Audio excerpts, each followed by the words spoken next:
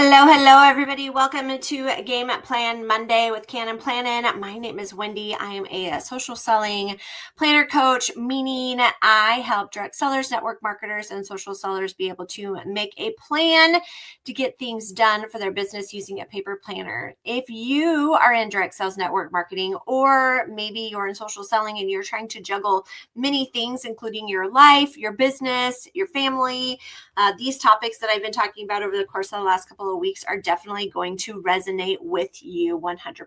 So this week we're talking about planning with purpose. Because let's be really honest with each other, friends. Sometimes we write things down and we magically expect them to get done.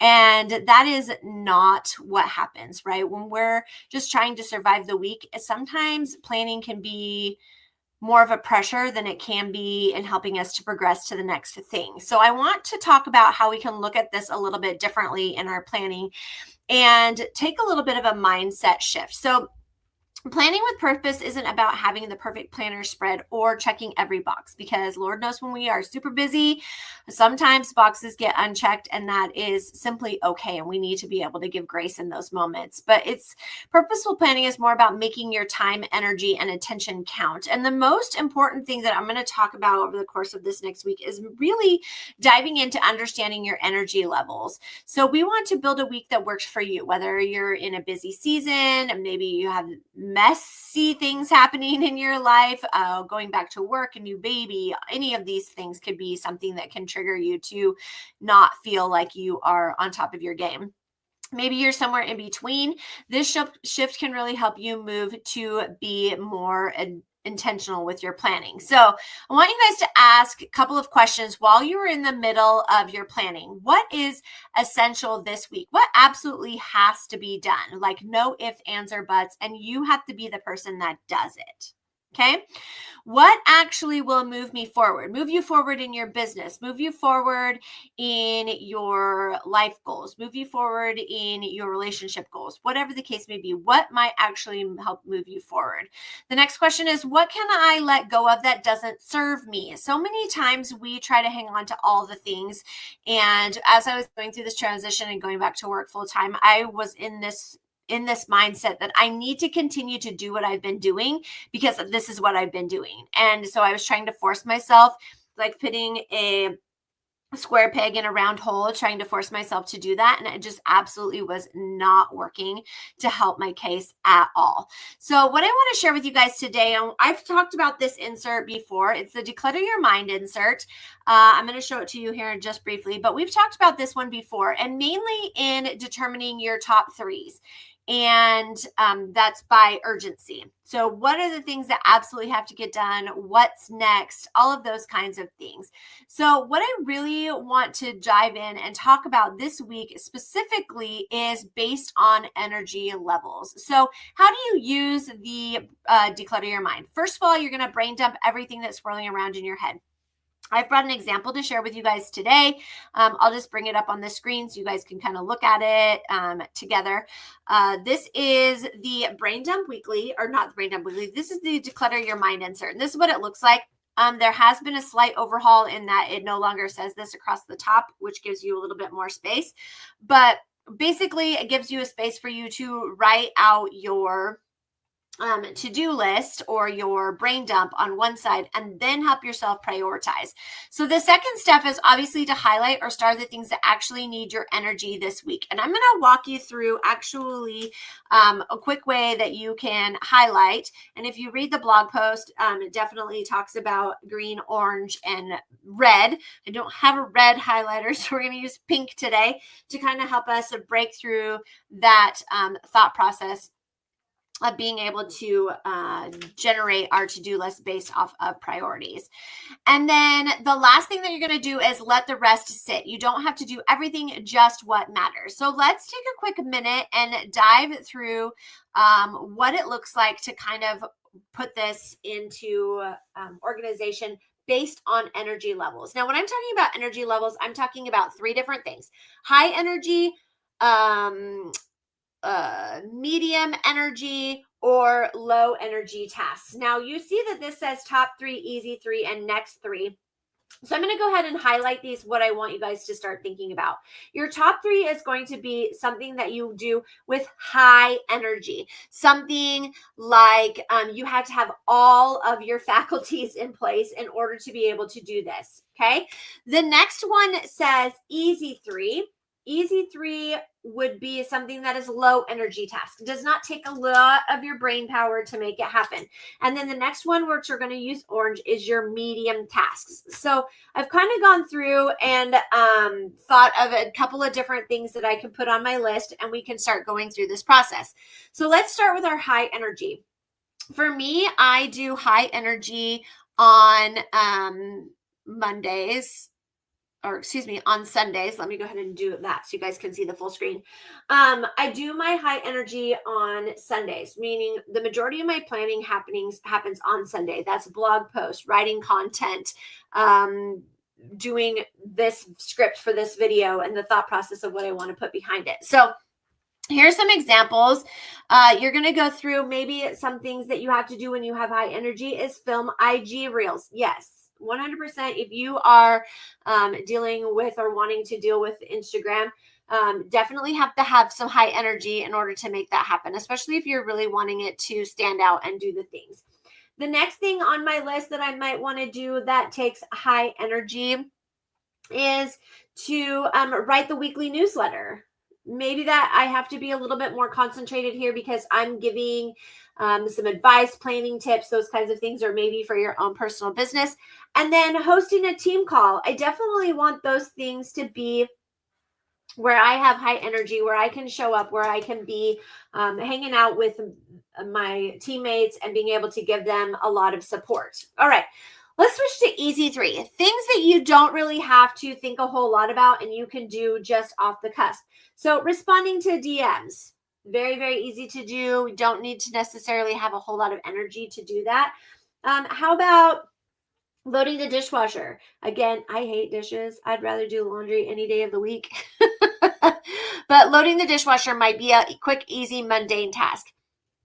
Prepping your planner for tomorrow. Just looking at what you have on your list of things that you want to get done.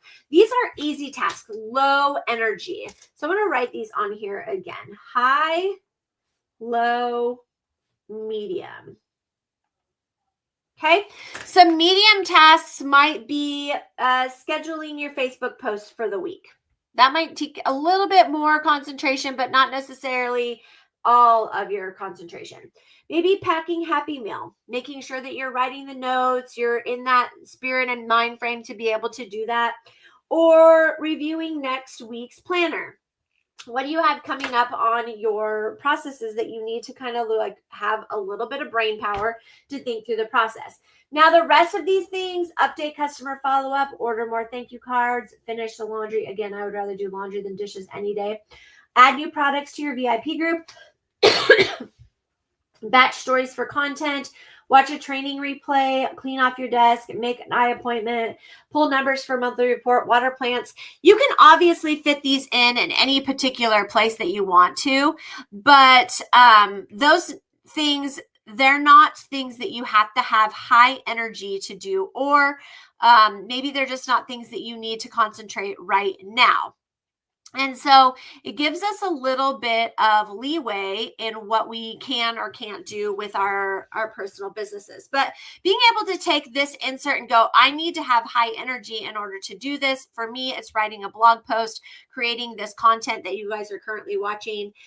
Those things are kind of important to me. And so I would put that or rank that as a pink or a red high energy, something that I need to do very, very with all of my faculties in place. All right. So the purpose or the method of purposeful planning kind of walks you through a couple of different steps. So I want to talk about those briefly. The first one is starting with an anchor. So add your non-negotiable things like your work, your appointments, doctor's appointments, dentist appointments, eye appointments, your work shifts, when do you work, and your family time. So for me, I am 7 to 5, Monday through Friday, 7 to noon on 7 to 5, Monday through Thursday, 7 to noon on Friday. There we go. That's my work schedule. Saturdays are non-negotiable for work. I try not to do any work on those days. I do have an event coming up with my team that's going to land on a Saturday, but my husband is also out of town. So it allows me to be able to kind of be a little bit flexible in that regard.